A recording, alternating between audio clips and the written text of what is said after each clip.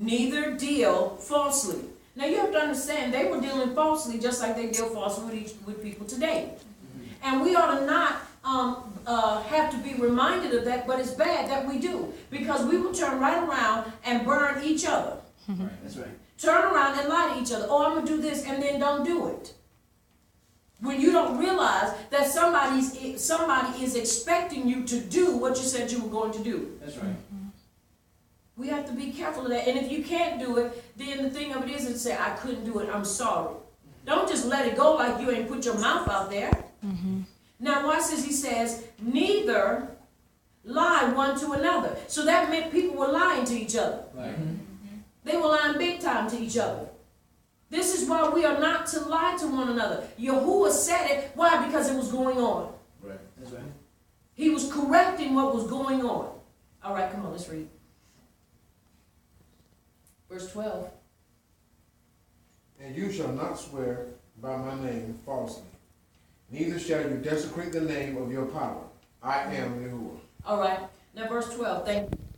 And you shall not swear by my name falsely. Now, once again, when we learn about what it means to swear by his name falsely, he never said don't swear by his name, but the end of it is not to do it how? Falsely. In other words, I'm not going to even play with it, but you use his name and then you turn around and you lie because you know you're not going to do it. You know how people do it? I'm going to do it, and I blah, blah, blah, blah. Don't understand. I won't even play with that. Because that's, no. And then you turn around and you know you're doing it falsely because when you put his name in it, you better move heaven and earth to make sure it's done. Because you have just falsely used his name when you know you weren't going to do what you put your mouth on it and then use his name as a seal on it. He said don't do it falsely.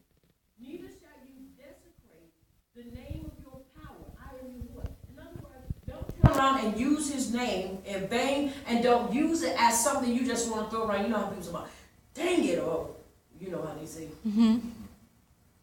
Put it on there as if that's making it, emphasizing it or stressing it even the more. Using his name. Oh, we understand it. Now you have to understand, we're talking about his name, not a substitute title. Right. His name. He says, I am Yahuwah. It's important that we understand that we do not do that, and it is so. And it is so. All right, come on, let's read. You shall not defraud your neighbor, neither rob him. The wages of him that is hired shall not abide with you all night until the morning. Now, what does that mean? And this is, people can be real bad with this, especially our people at times. And the reason why I say our people, because we want to be straight. Are we understanding? Yes.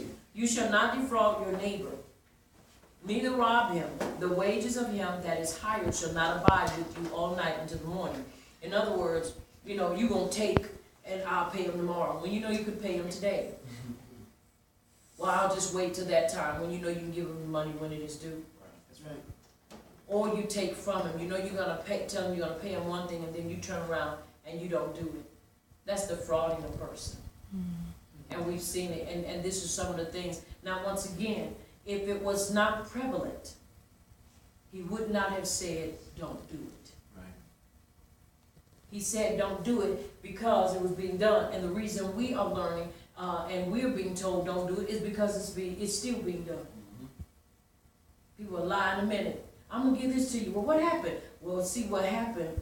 Well, why did you tell me that? Well, I thought I could. Okay, if you knew you couldn't do it, why would you tell me you were going to do it? And I'm talking about when people start talking about when they put money on it and say, well, I'm going to give you this, and then they don't. Well, I'm going to give you $1,000, but then turn around and give you $2. You just lied. I mean, that's defrauding a person. Because you've lied. You said you were going to do one thing and turn around and do something else. All right, come on, let's read. You shall not curse the deaf, nor put a stumbling block before the blind, but shall fear Yahuwah. I am Yahuwah. Now, when you look at that word, you shall not curse the deaf. If they are deaf, cursing them, what we think is cursing, because we think profanity is cursing. Profanity is not cursing. Right. Profanity is just that, profanity. It is just really graphic adverbs and adjectives that people use. But to put a curse on a person means that you basically try to put a spell on them. You basically, because of the handicap or the the handicap or them being, excuse me, in the position they're in, Right. you basically use connotations against them Mhm. because of their situation. They have a handicap. They're deaf. So when a person says don't curse a deaf person, they can't hear you anyway if you're thinking about cursing them out. That's not what that means. In other words, it's not talking about using profanity. It is talking about using witchcraft and trying to bewitch them because they are deaf. In other words, people looked at people that had these type of ailments or these deficiencies and I'm trying to look for another word, problems in their handicaps in their bodies and so forth. They looked at them as being a menace to society. They looked at them as being people that were useless and worthless. So they said, why should they still be here? I never said it. So that's what they would do. They just didn't care. You know, like look how people do. People can be real malicious. People that are handicapped, the deaf, the blind. I remember when we were at the store about 2 years ago, me and Apostle, we were celebrating our anniversary, and we had went to photograph us a few something was, and there was a deaf veteran, and he was coming because that's what they have to do, and it's bad to be a veteran, deaf, and then out there trying to scrounge up some money because the government won't help. And he was coming to us because my husband does know a little bit of sign language, and he could read his lips. He was saying, "Will you help a vet?" He said, "Because this is how I make my living." Now you have to understand something. It's bad, and I have a heart. I am not a heartless person, and so we gave him, some money to help him. But the thing of it is because he can't help. I mean, because he's not getting the help that he should be getting, where he should be getting it from. He went and fought for the United States. So they should be the ones responsible for him. But because of the people in places, the politicians, they look and say, well, he went and fought. He all right. We gave him his pay when he had it. So, he here. We don't have to give him anything else. The way they treat the veterans is horrible. And the way they treat our veterans is worse. Right. That's right. It's worse. And so we gave him some money to help him. We didn't push him away and say, you need to be gone and you need to die, curse you or whatever, because you deaf, and now we got to do more to help you because you are handicapped and because you can't really do it on your own. Right. And people looked at them as being a burden. Are we understanding? Yes. All right. Now, and you shall not put a stumbling block before the blind. Now you're still thinking, why would you put a stumbling block before the blind? Why would you do that? Why? This is what they were doing. And he says, but shall fear your power. I am Yahuwah. Once again, he's addressing situations that were going on. I am addressing these same situations out of the Torah, Vayikra, because these are things that's going on. That's right. They are. Whether we want to accept it or not, they're going on. Okay, come on, let's read. You shall do no unrighteousness in judgment. You shall not respect the person of the poor, nor honor the person of the mighty. But in righteousness shall you judge your neighbor. Now, you shall not do unrighteousness in judgment. You shall not respect the person of the poor, nor honor the person or esteem the person of the mighty. But in righteousness shall you judge your neighbor. Once again, this is how we do it. This is something that I have seen, and it has bothered me. Being a woman in this and being a woman teacher, and when you go to some of the opt and you ask, when I first got in this and I said, just talking and wanting to know certain things, they treated me like I was a disease. I left them alone because I do know Yahuwah because he's the one called me into this. Right. That's right. And I left them alone. I said, wow, really? Judge my spirit. If you think something is wrong with me, judge my spirit. I'm not coming to you can you tell me some stuff and your voice just sounds, and I believe we can connect and we can just get together. Let's pray together. The devil is a liar. Come on now. I have a husband. Right. And I love him to life. I do.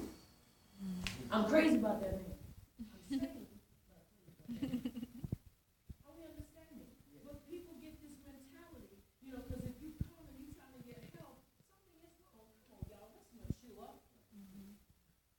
Circumcise your thoughts. And I found that and I was like, okay, where's the righteous judgment coming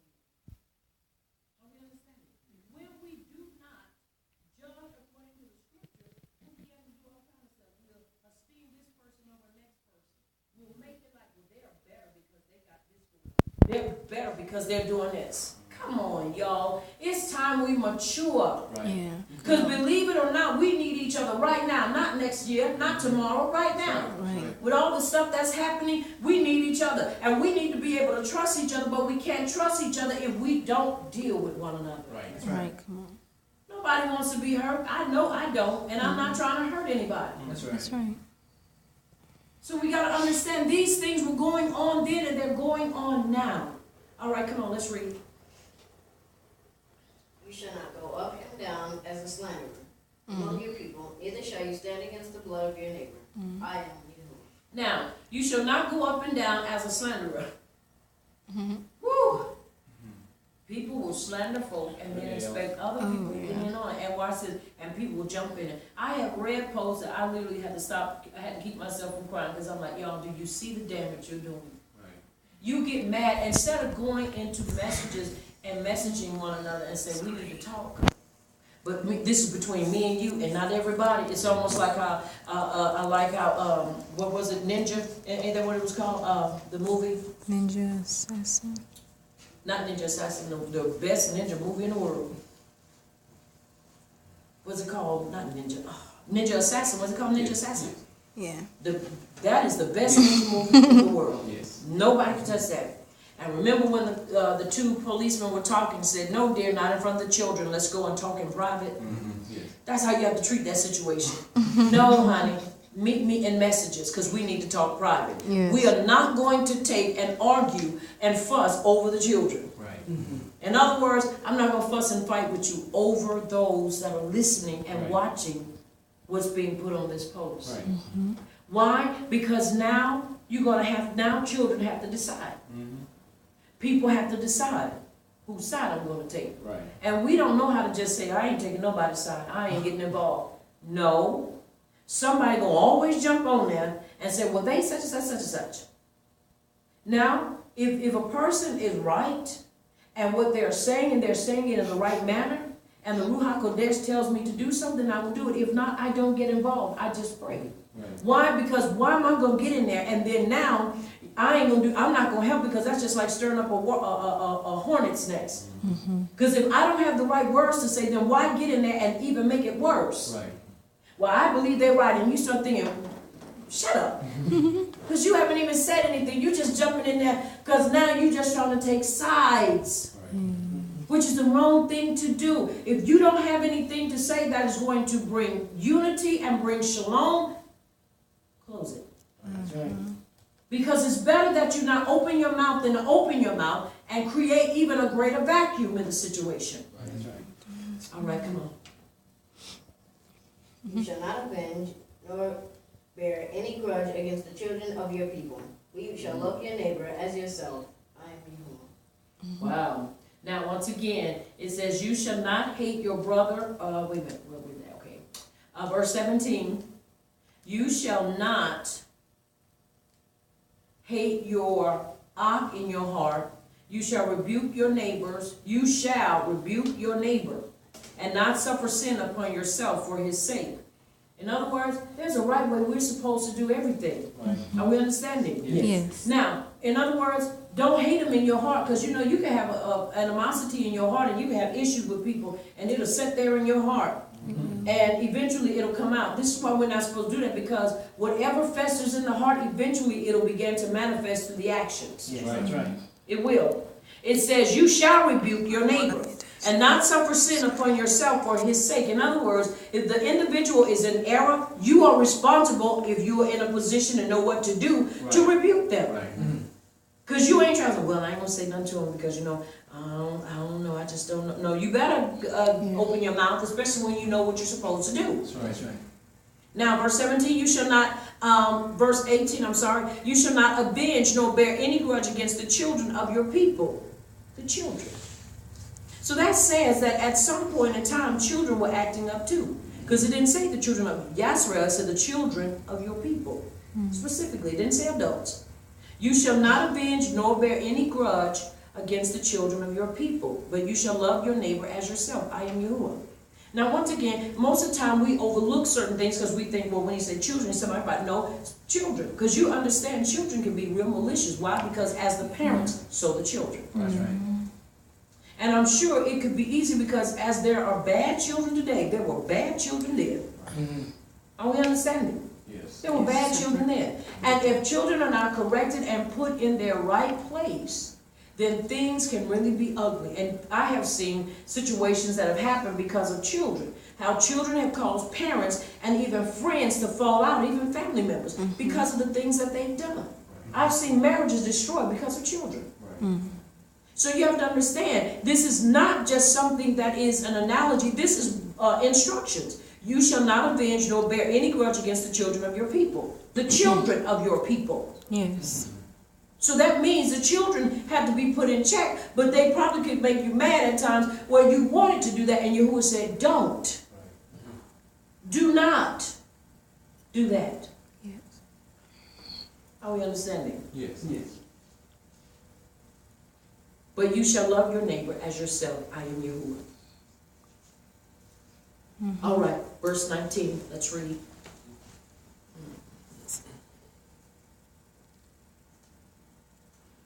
You shall keep my statutes. You shall not allow different animals to crossbreed. You shall not sow your fields with mixed seed. Neither shall a garment mixed of linen and woolen come upon you. And whosoever lies carnally with a woman that is a bondmaid, betrothed to a husband, and not at all redeemed, nor freedom given her, she shall be scourged, and they shall not be put to death, because she was not free. All right, let's go back and let's look at this.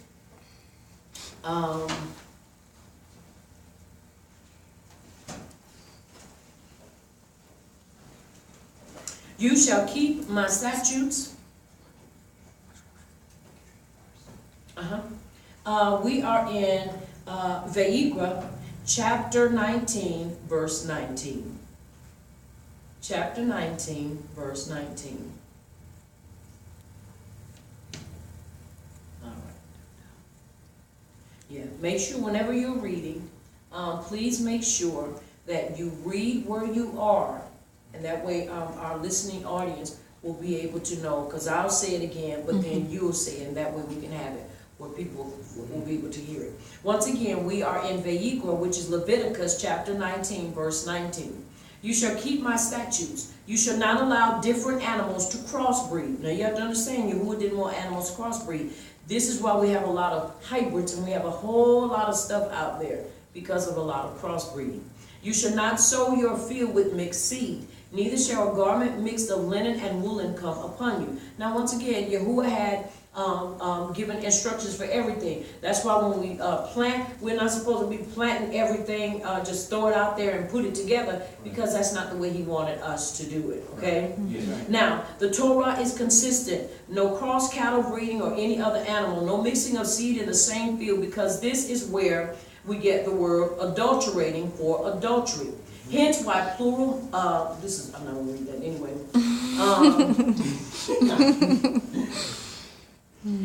All right, that's adulterating. That's the reason why we're not supposed to mix. The same principle carries forward in clothing. The reason I'm not going to read that is because we're going to see that while people are still trying to push polygamy, it is not right. That's right. It's not right. I don't care what anybody says. Polygamy, it is not right. You cannot be a cod with 4 or 5 women. No. You can't, unless that is 4 or 5 women locked up in that one woman. And then that means you're schizophrenic. That's right. So we know, so it's a problem with that. So no, it is not right. All right. Now, and whosoever lies, verse 20, in chapter 20 of Vayikra, and whosoever lies carnally with a woman that is a bondmaid, betrothed to a husband. Now understand, she's a bondmaid, but betrothed means that she's already engaged to somebody else.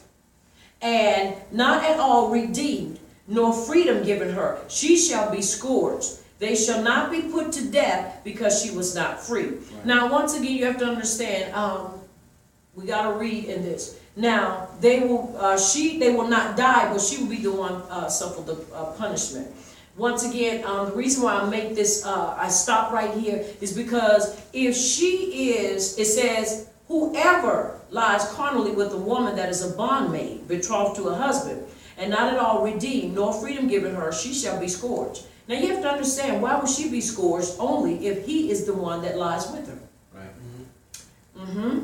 They shall not be put to death because she was not free. You have to understand, this is where you begin to see a change. Right. Throughout all of the readings in the scriptures we've been reading, has not Yahuwah kept this thing balanced? Yes. Yes, he has. There are certain things that when we read and we begin to look at and we look at closely, you begin to see changes. Right. Because this is where now the punishment always falls on the woman. It says when he lies with her. It didn't say when she lies with him, but she is the one that gets punished. Now you have to understand and ask yourself, is Yahuwah really giving them these instructions when it comes to this point? Because when you begin to see what he has said from the beginning, then when you get to this point, you understand, no, he's not going to just scourge the woman. She's betrothed to a husband, but if she's a bondmaid, that means she's not free. That means she's basically a servant to somebody.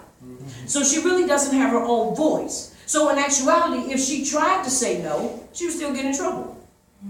So basically, the punishment lies on both. Right. Not just on her. Right. Scourge, you know what scourge means? It means she get whooped. She gets a whipping. But she's a bondwoman. Excuse me. She's a bondmaid. Are we understanding? Yes. But he's the one that comes and gets her and lies with her. But the thing of it is, they don't both die. But yet she gets whooped when both of them are to be punished. Right. All right. Want to bring that, because once again, you have to understand, and I say this, we don't throw out the baby with the bath water. There are certain things that the rabbis were able to come in and basically alter and change because they felt it necessary. Why? Because they felt like because of the fall and because Chava was the one who first ate and then passed to her husband, which was standing right there by her, basically she's the one to be punished. Right. When he should have been punished as well. In other words, we know what came about with that situation. What I mean is, they always try to esteem the man above the woman. But you have to understand, the Savior came through a woman. Regardless of what anybody tries to say, Right. he came through a woman to bring redemption to us as a people. Right. So it's important that we understand that. All right, come on, let's read. And tell where you're coming from. Verse 21. And he shall bring his trespass offering unto Yahuwah, unto the door of the tabernacle of the congregation, even a ram for a trespass offering. And the Kohen shall make atonement for him with the ram of the trespass offering before Yahuwah for his sin which he has done. And the sin which he has done shall be forgiven him. Now, do you see what he was supposed to do? He took the ram offering for a trespass offering. She got a whipping. Are we seeing here? Yes. She was scourged, but he had to take an offering. Do we not recall when we began to read the instructions that whenever somebody trespassed or done wrong, everybody was supposed to do that? Yes. Yes. Because you're not trespassing just against that individual, you are trespassing against who also? Yahuwah. That's right. All right, come on. Verse 22. And the Kohen shall make atonement for him with the ram of the trespass offering before Yahuwah for his sin which he has done. And the sin which he has done shall be forgiven him. And when you shall come into the land, and shall have planted all manner of trees for food, then you shall count the fruit thereof as forbidden. 3 years shall it be as forbidden unto you. It shall not be eaten. All right, 3 years. Because remember, this is the instructions of Yahuwah. And when you shall come into the land and shall have planted all manner of trees for food, then you shall count the fruit thereof as forbidden. Because the first is offered up to Yahuwah. 3 years shall it be as forbidden unto you, it shall not be eaten. Now watch what it says in verse 24. You read your 6 already? Okay, come on. But in the 4th year, all the fruit thereof shall be set apart to praise Yahuwah. Okay? In the 4th year, so you know they had so much stuff. Because when the fruit fell and the seed went into the ground, it grew up more. Probably looked like I probably would. The first 3 years, the fruit of an etzah tree was considered uncircumcised and not fit to eat until the 4th year. So Yahuwah made sure that this was a practice that they were supposed to adhere to. Nowadays, you come telling people, well, we're going to plant that, but you have to wait for the 4th year. 4th year, I'm losing business. I can't do that because I'm losing business. But if we want to see the hand of Yahuwah upon everything we do, we've got to walk in complete and total obedience. Are we understanding? Yes. All right, come on. Verse 25. So where you coming from? From Vayikra chapter 19, verse 25. And in the 5th year you shall not eat of the fruit thereof, that it may yield unto you the increase thereof. Read that again. And in the 5th year shall you eat of the fruit thereof, that it may yield unto you the increase thereof. I am Yahuwah your power. Now, once again, 3 years you don't eat. The 4th year you gather it all up, which is a lot of fruit to Yahuwah. Now watch this. And in the 5th year shall you eat of the fruit thereof, that it may yield unto you the increase thereof. I am Yahuwah your power. The increase thereof. In other words, Yahuwah, he always does things so sweet. The increase thereof. In other words, because of walking in complete and total obedience, the increase of that fruit is what is going to cause, will be increased unto us. In other words, because of our obedience. And in the 5th year shall you eat of the fruit thereof. You can eat of it, and watch what happens, that it may yield unto you the increase thereof. I am Yahuwah your power. So in that 5th year, 5 is the number of mercy. I gotta look up what it is because we know the other. 5.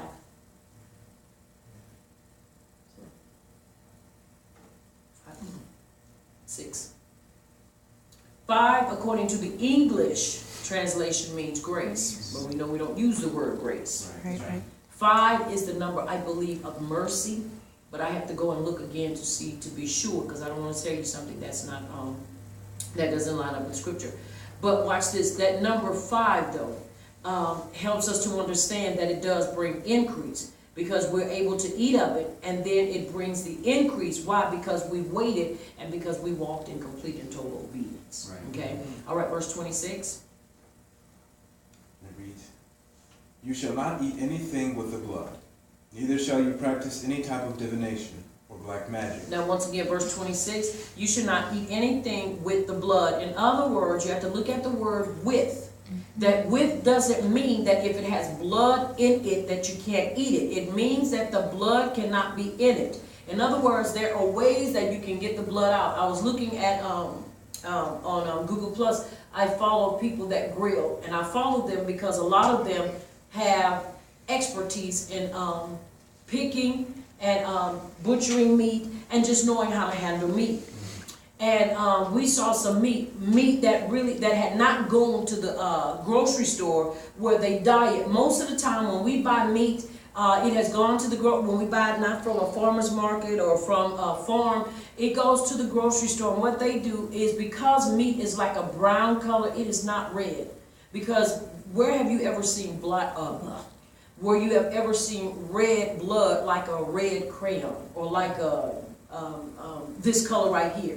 It's not that color, because the moment air hits blood, it changes color and it becomes darker because it begins to coagulate.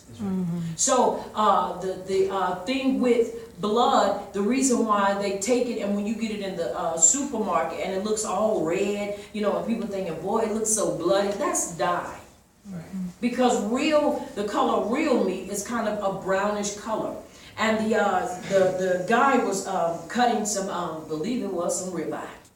And as he was cutting it, it looked brown. And he was cutting it, and there was not a drop of blood that had come out of it. Why? Because you have to understand, when you butcher meat right and when you process it right, it is not going to have blood in it. Blood is not in the meat, it is in the veins. The reason it gets into the meat is when it is poorly butchered or not butchered correctly.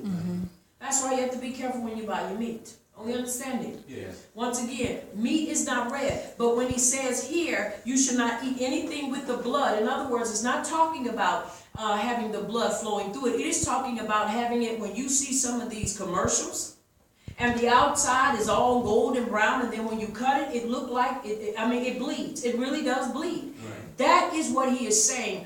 That is not the way we are supposed to eat it. With the blood in it. Right. Are we understanding? Yes. Yes. Why? Because they have basically made sure the way they butchered it and the way they did it, blood will be in it, which is nasty. All right, come on, let's read. Verse 27. You shall not round the corners of your heads, neither shall you destroy the payed sides of your beard. You shall not make any cuttings in your flesh for the dead, nor print any tattoos upon you. I am Yahuwah. Do not prostitute your daughter to cause her to be a whore, lest the land fall to whoredom, and the land become full of wickedness. All right, watch this. Back up a minute. We all right over here? Are you sure? Yes. All right.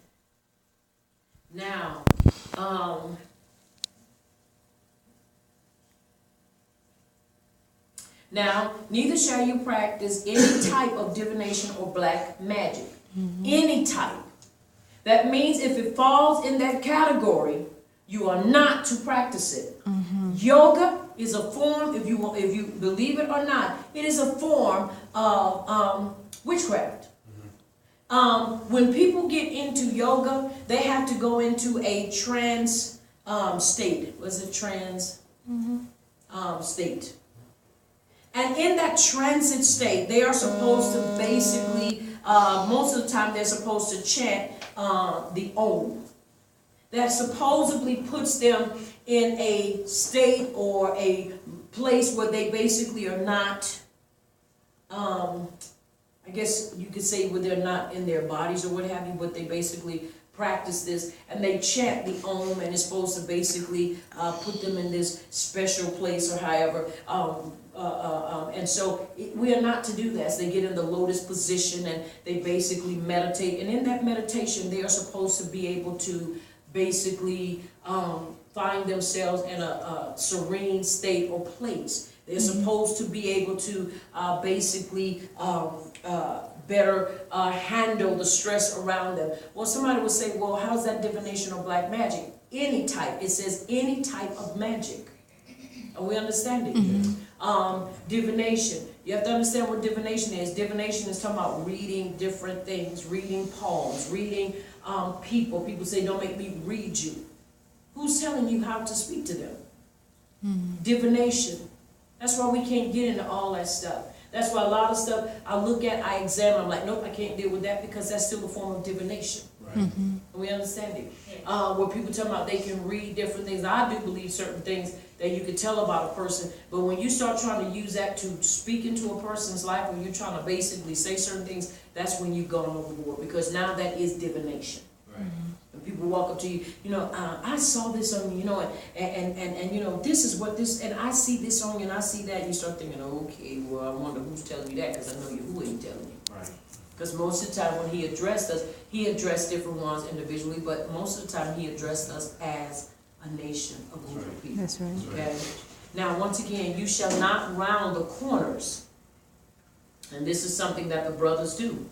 And they even do it in the Ibram faith. You shall not round the corners of your heads, neither shall you destroy the payat or the sides of your beard. In other words, when they go and get their heads edged, you're not supposed to edge your hair.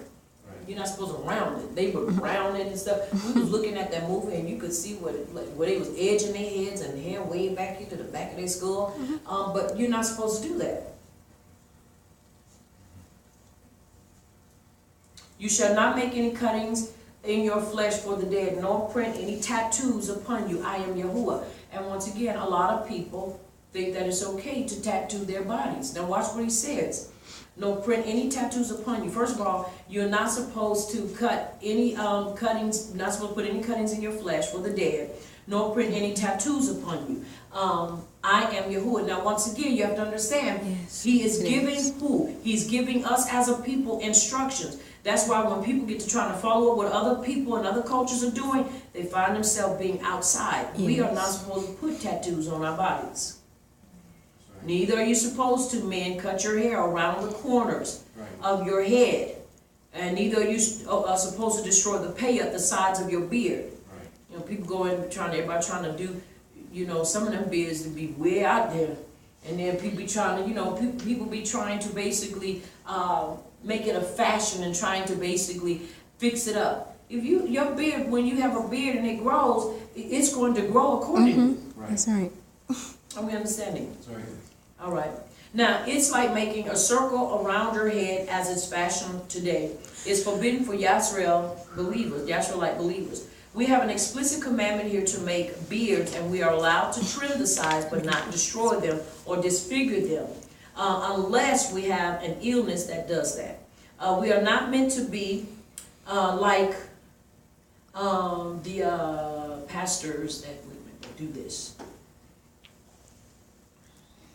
Pastors as being clean-shaven as a sign of the nation's heathen customs. Some people may not know this, but it's time we learn and obey. Also, the same applies to the head, where hair is not supposed to be kept long, but kept short and trimmed.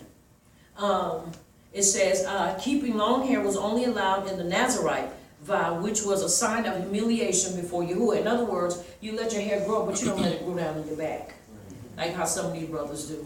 And then that's also not a reason for people to turn around and cut their hair. You know, people say, we ain't supposed to have it long, but you're not supposed to cut your hair either. You're supposed to have it at a decent length. But when he's talking about here, when it grows long, you see some of these brothers, you be like, whoa, that brother got some long hair on his head. I'm talking about to the center of their backs. That's not the way it's supposed to be. You're supposed to trim it. Are we understanding? Yes, that's right. Are y'all all right? Yes. You sure? Yes. All right, just make it sure. Always googly and bubbly. But you're not supposed to. A man is supposed to be able to wear his hair at a certain length. Are we understanding? Yes. But if it goes past the shoulders, I believe that's when now, unless you're taking a Nazarite vow. A Nazarite vow means you know you're gonna stick with it, and basically even then I think at a certain point the Nazarites even cut all their hair off, but we're not supposed to cut our hair off. But you're supposed to keep it at a decent length. Are we understanding? Yes. Once again, not to where when somebody look at you from behind, they can't tell whether you're male or female if they're just looking at your head. Right. Now, this is about cutting and maiming your body when people die. In the ancient times when people died, some heathen nations would cut their skin in esteem of that person. Some nations still practice this, especially the Islamic religion. The Sheikh people cut themselves during the Muharram fast in esteem and grievance for the killing of Amman Hussein. Wait a minute, Amman Hussein, I think that is. Amman Hussein, the Muslim prophets and grandson. And then other cultures, even when we looked at the Mayans and different African cultures, they cut themselves when somebody died. They put little markings on their bodies because it's basically to show homage or esteem to the person that died. We are not supposed to do that. Okay? Yes.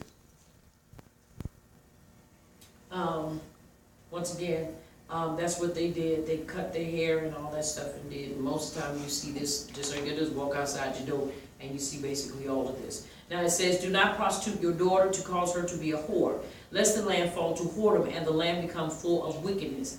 In other words, they have to keep their daughters, and once again, men can be prostitutes too. And there were male prostitutes, but you don't hear about that. Because once again, the women were always thrown up in the front.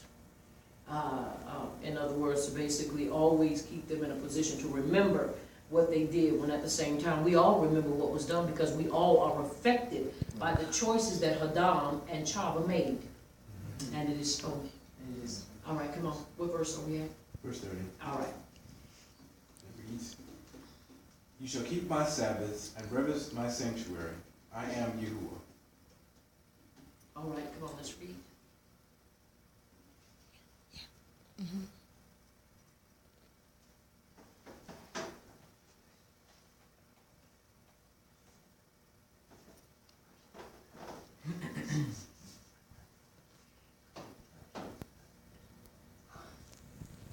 Verse 31. Do not turn after mediums to communicate to the dead, neither seek after soothsayers to be defiled by them.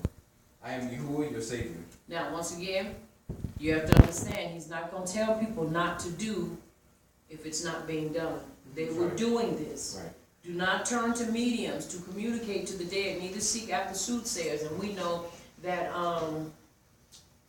King Shaul did. We know him as Saul. He was the first king of Yisrael. That's right. He went and he did it. And it said, neither are you to, do not turn to mediums to communicate to the dead, neither seek after soothsayers to be defiled by them. Soothsayers are the ones that basically try to read people's fortunes and all that stuff. And people do it all the time, calling and trying to get them to read and tell you all this stuff.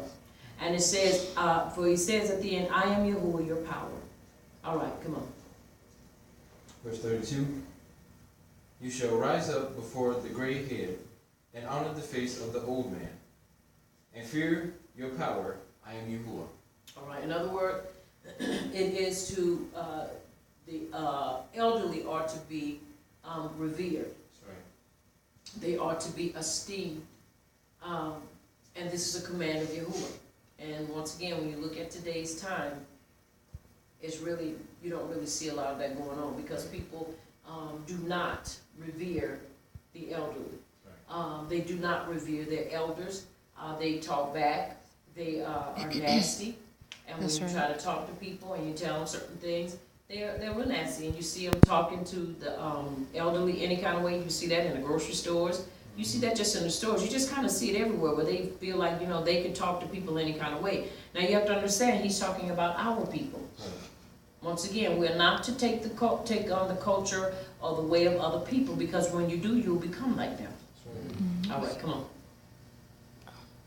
Verse 33. And if a foreigner lives with you in your country, you shall not vex him. But the foreigner that dwells with you, he shall be to you as one born amongst you. And you shall love him as yourself, for you were foreigners in the land of Mitzrayim. I am Yahuwah, your power. Now once again, but the foreigner that dwells with you, he shall be to you as one born amongst you. Once again, we understand that's talking about someone that is practicing Torah. That is one that is a born-again believer. And you shall love him as yourself, for you were foreigners in the land of Mitzrayim. I am Yahuwah, your power. In other words, he's saying they are foreigners, but yet they are apart because they have joined themselves to us as a people. We are not to treat them as outcasts and outsiders. Right. All right, come on. Verse 35. You shall do no unrighteous in regulation of measures, whether of length, weight, or volume.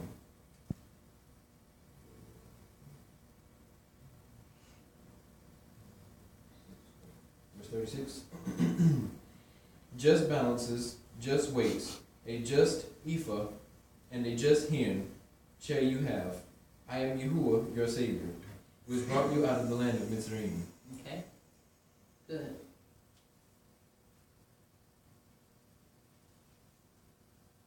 All right, come on.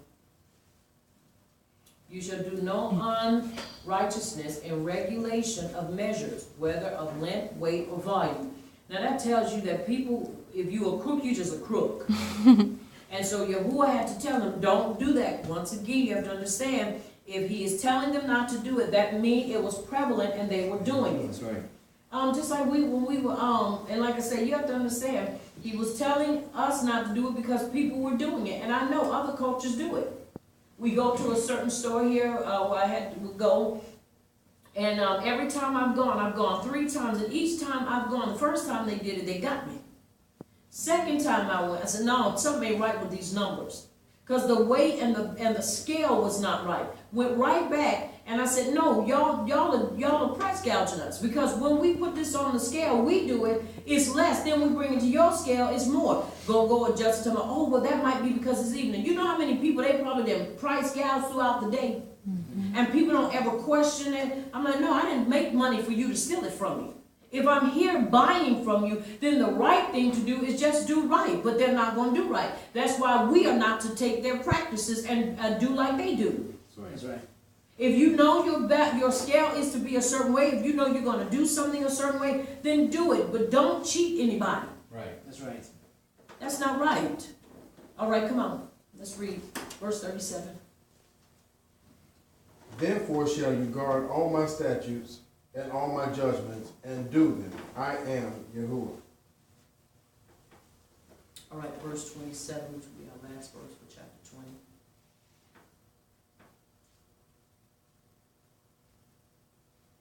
Verse 27 of chapter 20. A man also or woman that is a medium or that is a soothsayer shall surely be put to death. They shall stone them with stones. Their blood shall be upon them. Now, listen how this goes. Now, it specifically gives you who's being spoken to. Once again, we have to look at the rhythm of the language. I'm using that because if you listen and you listen to Yahuwah, Yahuwah is not going to tell us to practice righteous ruling and righteous judgment, and then he turns around and not practices them. That's right. You have to listen to the rhythm and listen to what is being said and follow the conversation. Now he says here, a man also or woman. In other words, there's a balance. If it doesn't matter. If you are a man and you're doing it, if you are a woman and you're doing it, you are to be stoned. Right.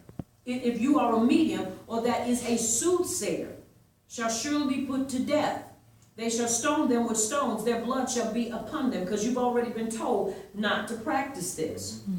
It wasn't just for the woman, or it didn't leave you wondering who was being spoken to. No, it is talking about those who claim to talk to the dead, whether you were male or female. And this is why when I've heard stuff like that, even when I was in Christianity, you know, because so-and-so said, you start thinking, that's borderline being a medium or soothsayer, one claiming to talk to the dead. Now we know that as Ibram, we don't die, we go to sleep. That's right. That's right. But for people that have gone on, and people say, because I spoke to them and they spoke back to me, we have to be careful of that. Because now you are walking in the position as a soothsayer and a medium. Right. That's right. Now I know a lot of people ain't gonna like me for that. Why? Because you have a lot of people that say, yeah, because I spoke to them and we laugh and we talk. Okay, no. You are not talking to no dead person. Right. And Yahuwah said that we're not supposed to do this. It says one claiming to talk to the dead. He said they are to be stoned to death. That's right. But yet people still practice it and say that they have. Yahuwah is not a liar. That means you have stepped in the place of a medium or a soothsayer. You're not supposed to do that. Because they're going on. Right. They have no more voice in the earth because they're going on. The only thing we are supposed to do is remember them and remember their words, remember their sayings, remember their contribution to our lives and to society, our community, and we run and move forward with that. But communicating with them, that's a no-no. That's right. Because Yahuwah said not to. It's important that we understand that. And it is so. And it is so. And it is so. Come on, put your hands together.